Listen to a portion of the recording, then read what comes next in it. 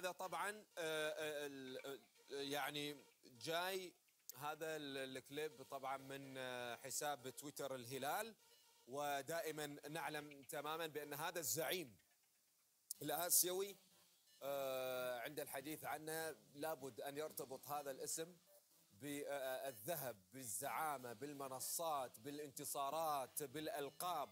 عندما يطرى الهلال فإنك تطري الأمجاد وتطري التاريخ، وتاريخه يتحدث عنه.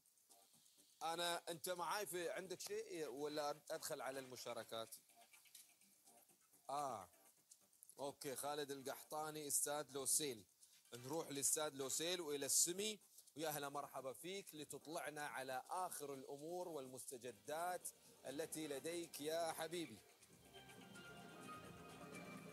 يا مرحبا وسهلا السمي، يعطيك الف عافيه. يعني الحماس منقطع النظير بصراحه خالد.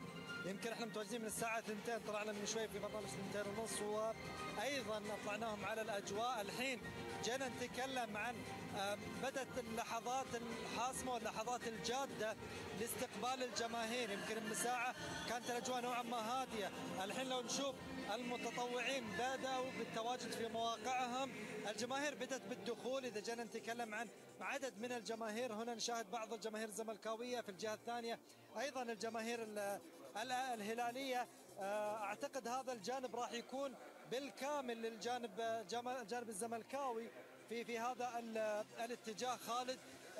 الاستعدادات لحظة بلحظة قاعدة تتسارع وتيرتها للحظة الصفر.